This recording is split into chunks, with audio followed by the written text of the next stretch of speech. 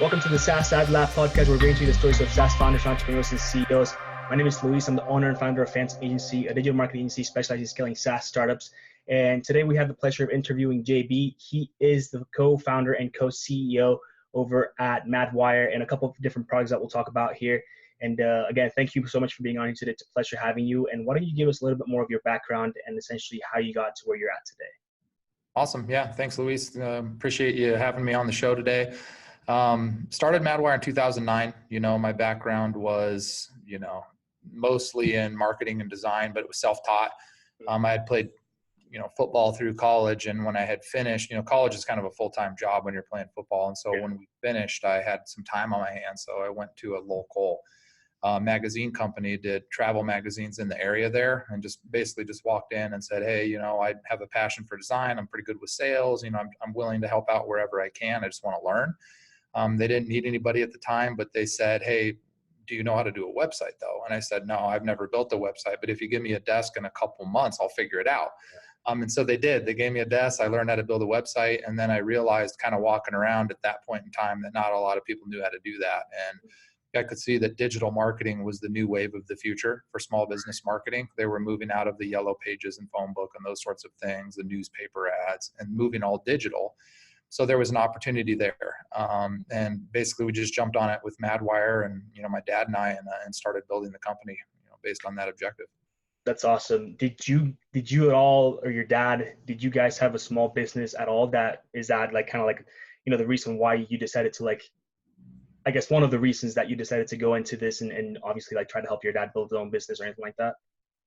Yeah, my dad had a company he had started in the brokerage industry, so trading futures and commodities. And so there's a lot of parallels, interestingly enough, with digital marketing, because there's so many marketing channels that you can invest into, and you're really just looking for the best return on investment. And so that same theory is with trading. So with trading, you trade you pick your portfolio of stocks or commodities or whatever it is that you're investing in, and you're looking for a return on investment, and then you're making decisions based on data on what to invest in or not invest in. And marketing is pretty simple at the end of the day. We always say it's just doing more of what's working and less of what's not. Problem is a lot of people don't know what's working, and so you need the data to understand that. And then you just invest more in that. And so we used the same model when we started Madwire as we had in the brokerage industry, which was having a book of business, a good relationship with your customers, a diversified portfolio that you were then trying to grow your customers and show them a good return on investment. We're doing the same thing that we were doing in the brokerage industry now. It's just with digital marketing. And the reason we like small business is because when we were brokers, we liked having a lot of different traders trading with us as opposed to one big trader. And so we wanted the same theory in small business, where we wanted to work with a lot of small businesses as opposed to one big enterprise company. There's a lot of risk to that. If they leave you or something, you take a big hit. If you're working with a lot of small business customers, you lose one or two, it's not a huge impact. That being said, you don't want to lose any, but it's a better strategy. And then we also wanted to be diversified in the sense of being spread across multiple verticals, because if you're just working with one vertical, like a medical or fitness or something, and something happens in that industry, you could take a pretty good hit. So you want to be diversified in the sense that if something happens with the economy, some verticals actually do better, right? Other verticals may do worse. But if you have customers spread across all these verticals, from a business perspective, you're more stable. And so those were all things that we thought about at that point in time. Plus the fact small business was really the one behind. Enterprise and bigger organizations had moved digital quicker. Totally. Small businesses were still sort of stuck on the Stone Ages with regards to marketing around that time in 2009, and they were just making the shift. So it just made sense for us to jump on that bandwagon. And that's all really good information, right? And I have a couple of questions to follow up with that, but essentially one of the things actually that I wanted to bring up is, and you mentioned obviously having the smaller businesses, it's you have a bigger range of clients essentially. So like you said, if one of them leaves you, then you still have the whole other one. So it's not a big chunk of cash that is cut out immediately essentially. How in my experience, and this is from working in agencies in the past as well, some of the hardest clients to work with are the small businesses for the same reason. if you're speaking of a small business, $5,000 or $10,000 for them, that's a big chunk of money. Where if you go on enterprise, like they generate that in a few hours. So it's a lot different, getting a check from a small business owner than it is from a bigger company. And I can tell that you understand that. Hmm. So how do you kind of deal with those sort of objections, or trying to, I guess, go through that without having to like worry so much about it? Right. Yeah, I mean, it's true. The small business customer is definitely a more difficult customer to drive success to because they only have so much budget. They only have so much time. Their resources are spread thin. But that being said, that also gives you the greatest sense of reward when you do a good job for them. A lot of these small businesses are brand new. As you know, most small businesses fail within the first couple of years. So we like to have that as something that we, take pride in, which is if you work with us, you're going to be successful. And, we don't guarantee success for everybody we work with. That'd be impossible. But we do guarantee that we feel that we give it our best effort to drive them success. And ultimately we're proud of that, and we want to, not every business will stay with us, not every business will be successful, but the ones that do stay with us, we hope that we can grow them. So that's really our strategy. Like, hey, let's take a small business that maybe only has $1,000 a month budget. Let's show them success so that they understand that if they invest 2,000, now they'll see more sales and they'll be able to hire more people, and eventually let's get them to 10,000. So we would rather take a small business and show them success and earn their trust, and then build their budget as we grow their business and get them to a larger amount than just trying to always be hunting for the big accounts. So we generally, like we say around here, we don't do much whale hunting. We're just looking for, we want just to bring all the small businesses into us and then try to drive them success. With that, there's challenges because you need more things with scalability. You need, more technology. There's more training. You have to cross vertical train people. So it obviously is very difficult to do those things. It's taken us 10 years and we still feel like we haven't quite mastered it, but we do love small business. And we feel that if you help a small business grow, then you're helping make a positive impact on the world. And so we take all comers, we say, and just do our best to drive them success. That's awesome. That's really cool. Now, and obviously you're doing a good job, right? Like you have multiple buildings now. I did see that you have a lot of employees, which is awesome.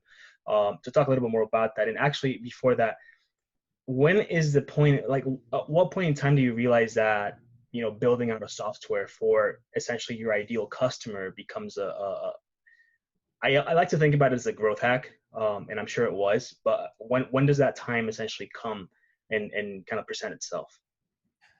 Yeah, no, technology is so important. And when we started Madwire, we knew we would need it. In the brokerage industry, we help build online trading platforms and all these things to help manage our accounts better. And it was great when we started Madwire. Problem is we knew we needed that, but we didn't really know what to build. So what we did is we spent about the first 5 years just being service only. And so we were just a service company, basically just an agency. And we understood during that period exactly what we needed to build from a technology standpoint, both from internal process automation all the way to client tools that they would find value in a do-it-yourself format or a do-it-with-me format. And we built our first version of Marketing360 around that time, about 5 years in after starting the company. When we did that, we were able to scale much more quickly. We no longer had to do manual reporting. A lot of the things that we had to do in the background scenes, we could automate now, and or our clients could actually do them themselves. We started to build tools like our internal CRM, our email marketing automation, and those things that were very much, much more sticky than just running ads and those things, because these become business management tools. Businesses will turn their ad budget up and down, but they won't cancel their CRM. I mean, that's what they're using to run their whole business. So we tried building more and more of this technology. And so we shifted from a service only company to a tech enabled services where we had service and technology. And now we're 10 years in and we're making another shift where we're actually shifting, all the way around to now we're a tech first company. We would consider ourselves a tech company now, with essentially managed services on top, or white glove services on top. And so our new version of Marketing360, which is actually in beta test right now, that's coming out, has a ton of functionality. A do-it-yourself small business could come in if they do their own marketing or they have an internal team that does, and completely use the platform. We would just be there to offer advice and support. As soon as they need do it with me or do it for me type services where they want us to step in and do things for them, whether it's ad management or email design creation, we can step in and do those things at that point in time. So we've made a huge shift over the first 10 years, started with service, moved to tech-enabled service. Now we're a technology company with managed services on top. And we're excited about that format, what that looks like in the future for us.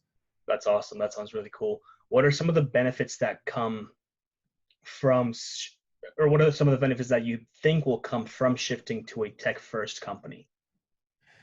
Well, there's a lot of benefits. I mean, one's profitability. You have much more scale. You can have a lot of accounts that are low touch, so the account per person ratio is much better. The revenue per employee ratio is much better, and our margins are much better. And so we're excited about those things. Also, it creates consistency. The more technology we can build, the more that our team can perform consistently. When it was service only, it was very much, this marketing executive over here was killing it. This one over here wasn't doing very well at all. And, so we really had to spend a lot of time with experience and training to try to level them up to perform like this person, where with technology, it evens the playing field a little bit, because technology can carry a lot of the heavy lifting and allow the marketing executive to be more of a relationship manager and an advisor, as opposed to just a full-blown executor. And so we're excited about that prospect. There's a lot of other things and advantages to be a tech-first company with valuation, and I think our churn metrics improve significantly. And so we're excited about what this does for our company as an organization over the next 5 years. That's really, really cool. As far as scaling, like I think you mentioned you've been around, is it for 10 years or has it been more longer than that now? 10. Yep, just turned 10. That's awesome. Congratulations on that. And when scaling the company and growing, like what are some of the things that you notice like were some of the most challenging? Well, as you're growing, stuff needs to be changed. So you have to constantly be evolving. What worked in terms of our process and our structure when we had 10 people didn't work the same at 100. It had to be changed, right? And what's, currently working at 600 needed to be changed, because what we were doing when we were at 300 wouldn't be working now. And so it's a constant evolution. You're always adding in new leaders, new processes, new technologies. And so you have to constantly be adapting and evolving as a company, shedding the old skin, embracing the new skin. And so I guess if you ever get stuck with the status quo, that's when I think you start to die. And so for us as a company, it's been about every 5 years we've made a huge shift in our whole direction. And we're making one of those shifts now, moving towards the tech first mentality, which we're excited about. But with that, it comes a lot of new things and new products to sell, to train people on, new departments. A DIY support team is something that, is relatively new for us. So that structure, these are just always things that you have to think about. I would say the one thing with growing all that way, the key is good leaders. If you have the right leaders for the team, then you generally are going to be successful. And so you have to always keep eyes wide open to those people and recognize them, and get them in place. I think a lot of small businesses, struggle to grow because the person that founded the company or whatever has had a difficult time passing that off to somebody, so that they can move forward to new ground. And when you're growing, you have to be able to identify a good leader, hand them that part of the business, and keep plowing ahead. And so that's something I think we've been able to navigate through. Totally. So delegation essentially is one of the important parts of like growing the business, right? And Yeah. I guess when it comes to hiring new talent and people, how do you essentially, and you might not have the answer for this, right? Like you have a large team, so you might not be doing the hiring yourself anymore. But how do you ensure that your culture stays, the way that you want it to when you have like over 100+ employees in different buildings? Right. Yeah, I did all the hiring until we had about a little over 300 people. And then we put a hiring manager in place to start leading that. Now we're about 600 people. But the culture's actually stayed the same, if not, I would say even gotten stronger over that time period. As far as, finding the right people, I think part of it's just attracting the right people. And so we put a lot of content out on social media. We have a lot of videos on our website. So when somebody's analyzing who they want to apply for, I think they have a pretty good idea of who we are and what we are. And I think that attracts the right kind of a person in the first place. And then our interview process, we've learned a lot over the years, the right questions to ask, the process to go through to hopefully get the right person in the door. That being said, you never, bat 100. You're going to have some people that just aren't the right fit. So we always look at three things: attitude, effort, and performance. If the attitude's good and the effort's good, we're going to be long suffering on performance, and we're going to keep training them and coaching them, maybe move them into a new role. Maybe they're just in a role that's not a good fit. Very cool. If their performance is good, but their attitude or effort are bad, that's a short leash. Even if the performance is good, they need to improve those things. If none of this stuff is good, that's a really short leash. So we try to base it off of that. And then we've had pretty good training programs. I think, here again, if you have the right team leaders, your culture is going to remain strong. If you don't have the right team leaders, then the culture is going to start to fall apart. And so I think we've been blessed with some good leaders that's made a big impact. Awesome. Now, when it comes down to Marketing 360 and now like leading with that essentially as a main product, how are you leveraging, or how have you leveraged the data from that to make decisions moving forward? From like a campaign execution standpoint, or as an organization? As an organization. As an organization, well, I think we just look at product adoption. So, features within Marketing 360 that customers are using more or less, or maybe they're asking for and we don't even have. Mm-hmm. That's helped to dictate our technology roadmap. So with our technology, we're always trying to add in everything that the client possibly needs to be successful. And if they're asking for it and we don't have it, we hate that, because to us, that's a loss of wallet share. They're going to look somewhere else that has that functionality. We're going to potentially lose the customer, or at least that portion of their wallet. And so we want to always be building those features. So right now we're currently building, what a tool we call operations in Marketing 360, which will be new with our new version. But it essentially allows businesses to manage their online scheduling and booking and accept payment and do, customer memberships and sell services and manage their team. It's very much on the payment side of things, which is something that they've been asking for, a fully integrated platform. There's a lot of solutions out there like Square or MindBody and all these other tools that do those things. But the problem is they're not connected to their marketing all the way through. And in many cases, not their CRM either, or their email automation. So with Marketing 360, since we already have those things, bolting this one piece in gives them one platform, one login, one budget, one team to call, which is what they're looking for. So we're always keeping our ears open for those things that our clients are looking for, and that dictates our roadmap. Good. As far as essentially like, product bloating, like you can have, or feature bloating, right? Like you can have a product that has, and obviously like Marketing 360 is everything that would fall within the marketing spectrum.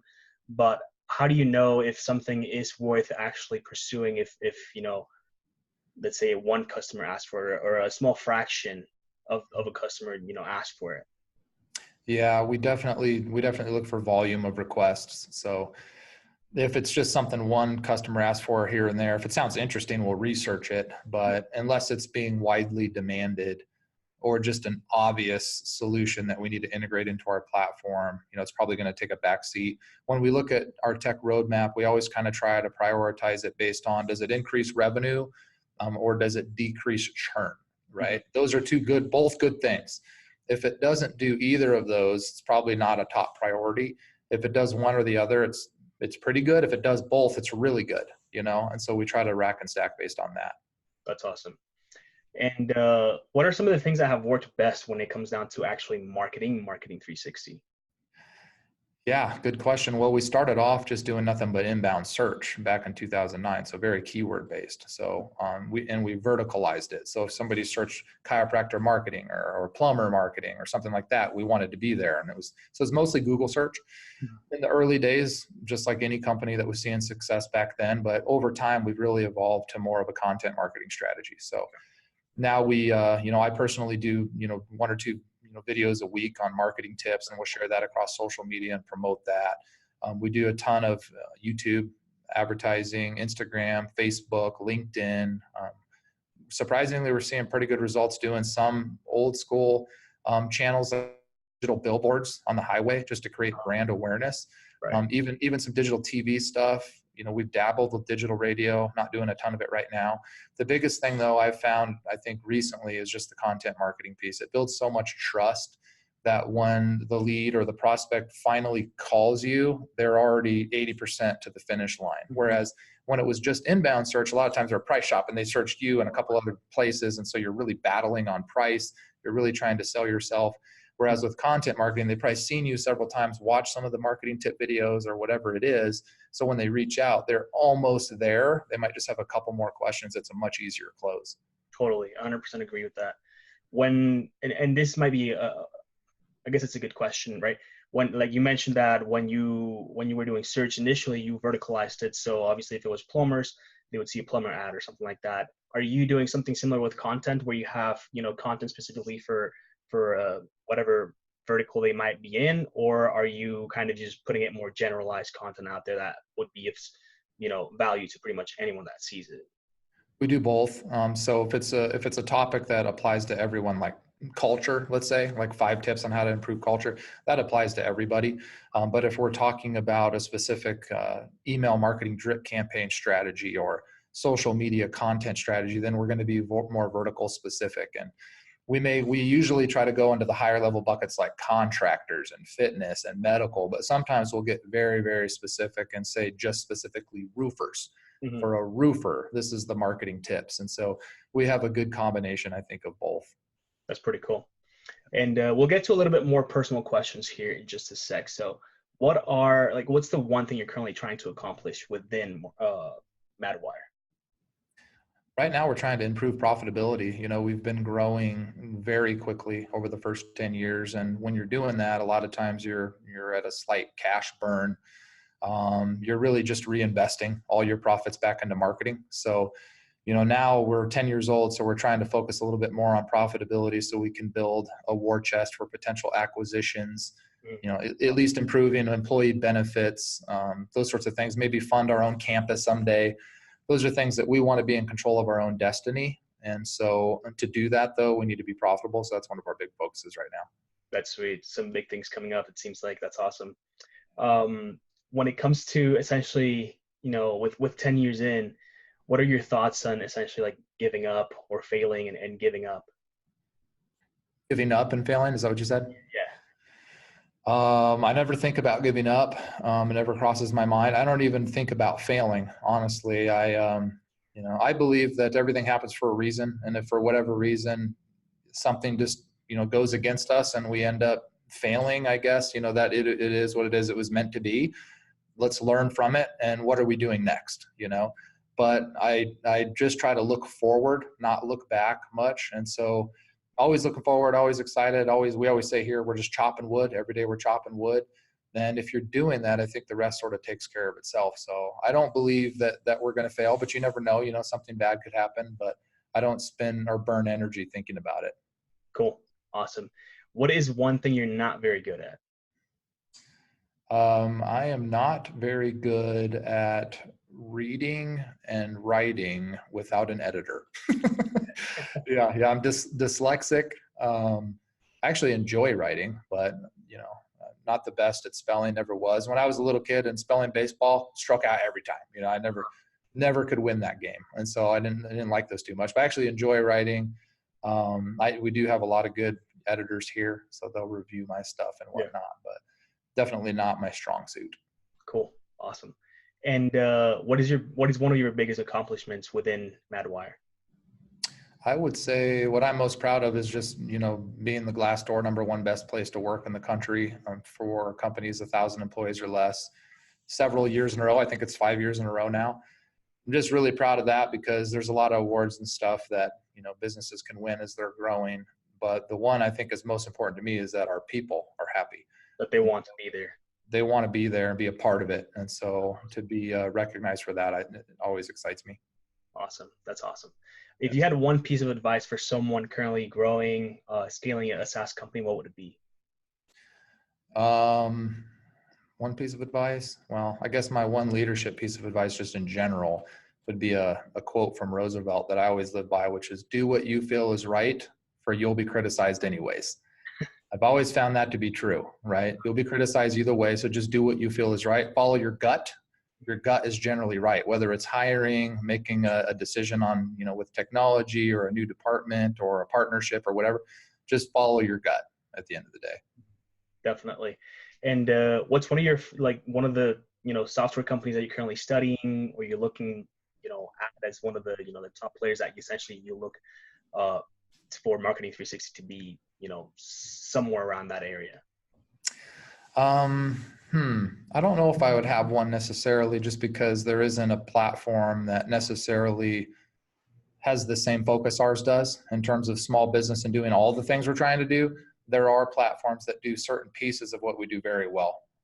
And so that's definitely true, whether it's HubSpot with CRM or, Salesforce CRM on the CRM side, or on the email side, you have MailChimp and these other products out there. There's lots of website platforms that are really, really good. There's some good, operations type products, whether it's MindBody or Service Titan and these types of companies. They all do really, really good in their niche. With Marketing 360, we're different because we're trying to have all that functionality in a more simplistic form for a small business, all in one place, as opposed to just being, really deep with one product. We're trying to be not as deep and a little bit wider with our platform, which I think is what a small business is actually looking for and they need. So it's just a little bit different. That's awesome. And one of the last questions here, where can people find you online, JB? Me personally, most active on LinkedIn. So JB Kellogg on LinkedIn. You can find me there. Marketing 360 on YouTube. So if you go to Marketing 360 on YouTube, you'll see our channel there. We do tons of video content. If you're looking for free marketing tips or anything like that, that'd be the spot. I think we have a lot of good content there that you guys can follow. Cool. So make sure you go subscribe there. And last question here, do you have any questions for me? No, I don't think so. I appreciate you having me on the show. Who's next? Who you got it for? Who do you want on the show next? Anyone you will throw at me. Okay. I'll send you a referral. We'll talk to somebody. But no, I really appreciate the content. Definitely following you. Awesome, JB. Well, thank you so much for being on here today. It was a pleasure having you. I think you gave a lot of really cool, insight on how to scale a company, how to manage culture, and a lot of different things on here. So again, I appreciate your time. I know you're super busy. So thank you so much for being on here today, and we'll see you next time. Thanks, Luis. Have a good one.